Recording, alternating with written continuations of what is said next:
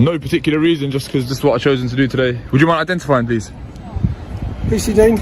Okay. Card number 17920. Thank you. And yourself? Okay. Why are you lot all coming out like this? You're making me feel nervous. Because when people start filming outside of our police station, it tends to alert red flags. Okay? For what reason? Mainly for terrorism. I'm not saying you. When an officer drops a line like, "People usually film police stations for terrorism," it's not a casual remark. It's a strategic move.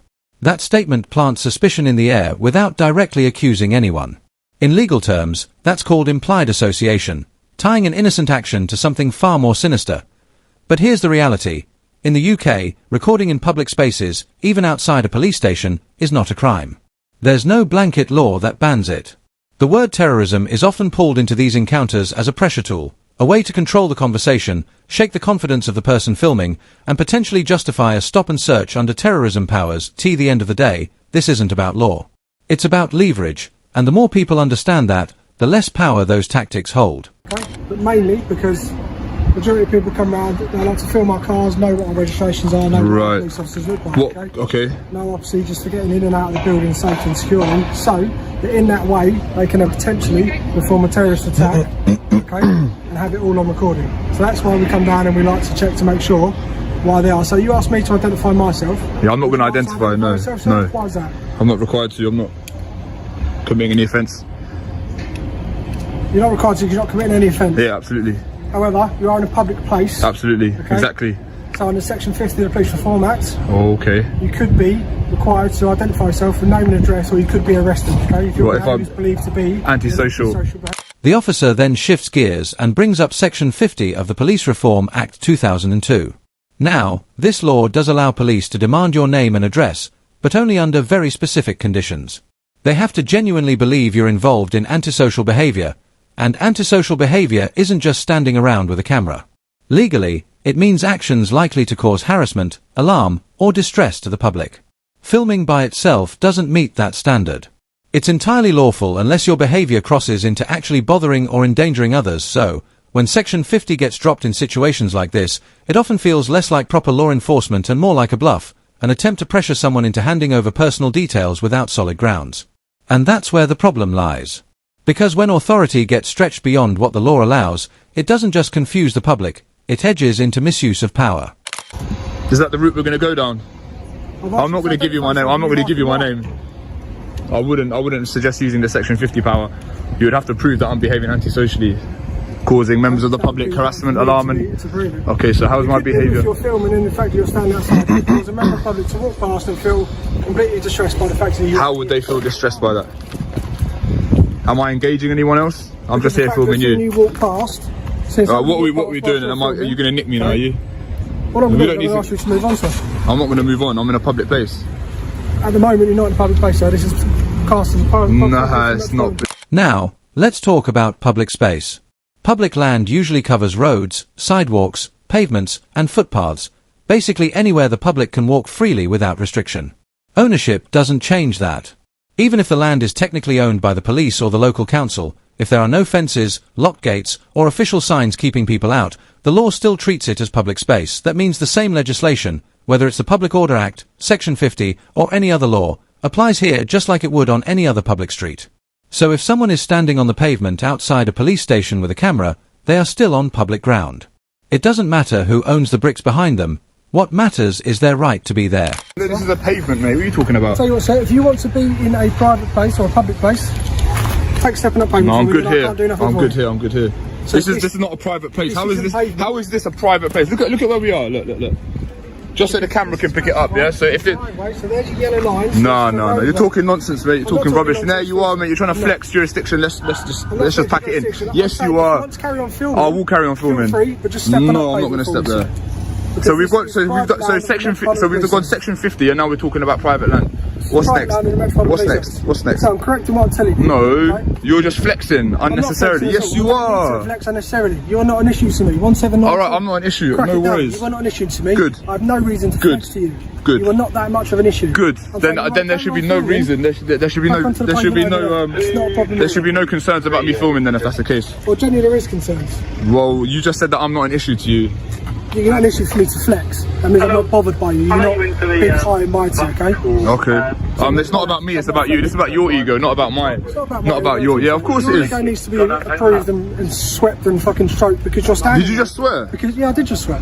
So I'm you not just. in a public place. Of course you're in a public place. You just committed section 5. I'm not in a public place. Hold This is on. private land. Dean, bruh. This is Pack it in, mate. Pack it in, mate. Public places over there. Pack it in, mate. Public Mate, places pack over it in there. right now. Don't swear again. We're all in a public place. This is all public. Private. This is all public. This is all publicly accessible. Show me where the boundary is that denotes public and yellow private. line. No, double yellow line doesn't denote private property. Dean, mate, you're digging yourself a hole. You're digging yourself a hole. You just swore. You started with section 50. Then you're saying private property. Even if this was private property, it's a civil matter. This is publicly accessible. This isn't private property anyway. This is private land, sir. This is Mate, this has not been good. Mate, this ain't good. Okay. Why are you swearing? Can I swear? Can I use the F word? You can swear if you want, sir. So I can say fuck, yeah? Congratulations. Fuck. Yeah, no, I feel good, yeah. Just we're carrying through. We're going to pay. And you did swear in a public place. Private. This ain't private, mate. It's No, it's not. You're making yourself look ridiculous. Just go back inside, mate. Alright. In addition to what my colleagues are telling you, you have to take a pinch of common sense as well. I don't have to take a pinch of nothing. I don't have to take any advice from any of you. I'm in a public place filming, which is lawful. And you've tried to threaten me. Yeah, you have. Yes, you have.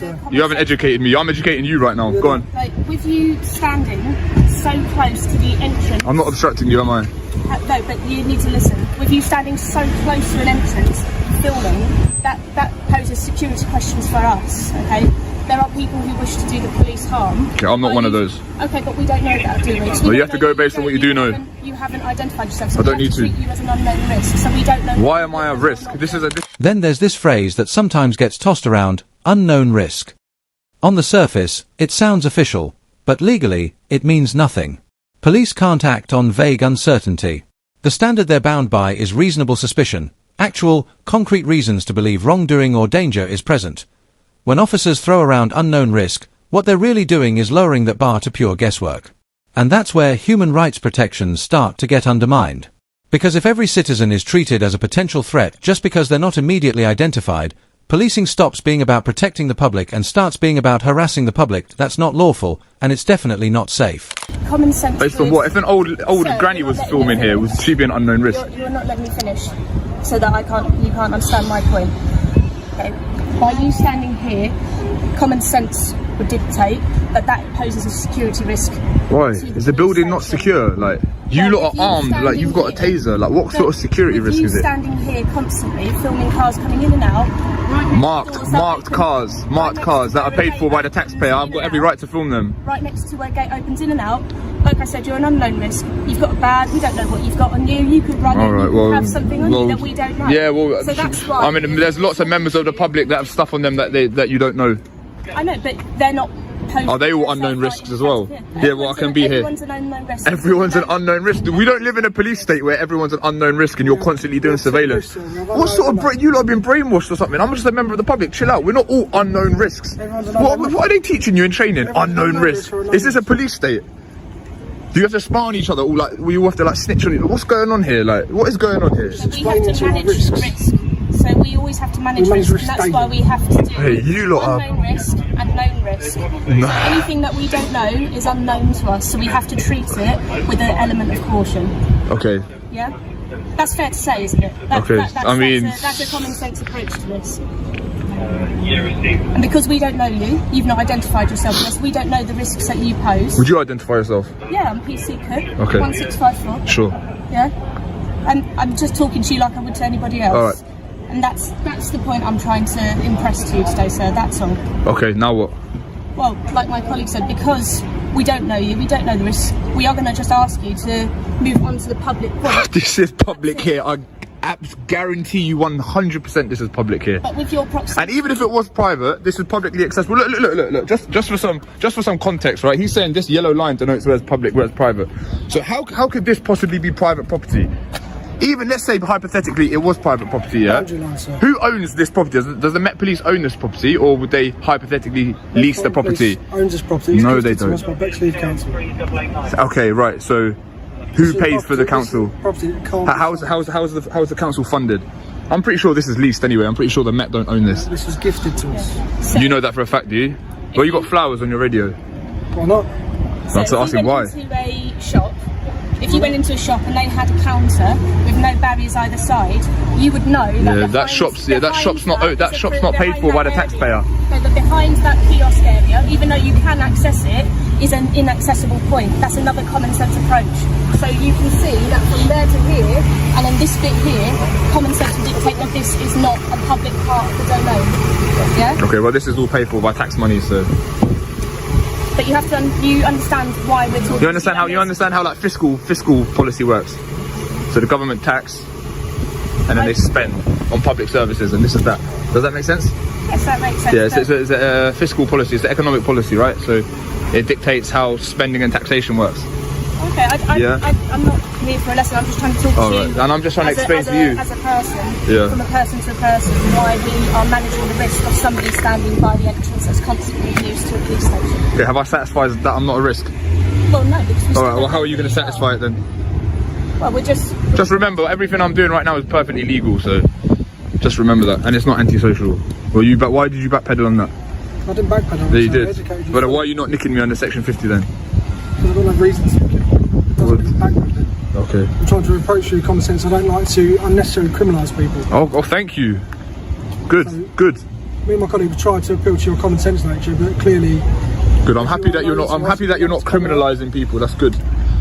You know of any officers doing stuff like that? Do I know of any else unnecessary criminal? Yeah. Never heard of that. Right, good. Good.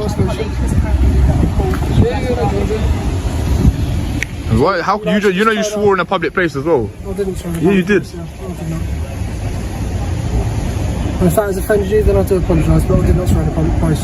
You did. You said the F word. I've got it on camera. I swore, but I'm not in a public place. All right. If you say so. Okay. Right, we done? Yeah, you go back your day. All right, you're dismissed. So, here's the bigger picture. In this video, the auditor was calmly filming outside a police station, a completely legal, protected activity in a public place. Despite that, officers leaned on laws like Section 50 to pressure him into giving his details, even though they had no lawful grounds. At one point, they even claimed the pavement wasn't public land and treated his camera like a potential weapon. None of that holds up under legal scrutiny. Through it all, the auditor stayed composed, while the officers slipped into threats, unprofessional language, and outright overreach. What we saw here wasn't lawful policing, it was misuse of authority meant to intimidate someone for exercising their rights. And that's exactly why knowing the law matters. If you don't know your rights, you risk being pressured into surrendering them. Thanks for watching. Make sure to like, comment, and subscribe if you want more breakdowns of police powers, legal rights, and real-world encounters like this. Stay aware, stay safe, and I'll see you in the next one.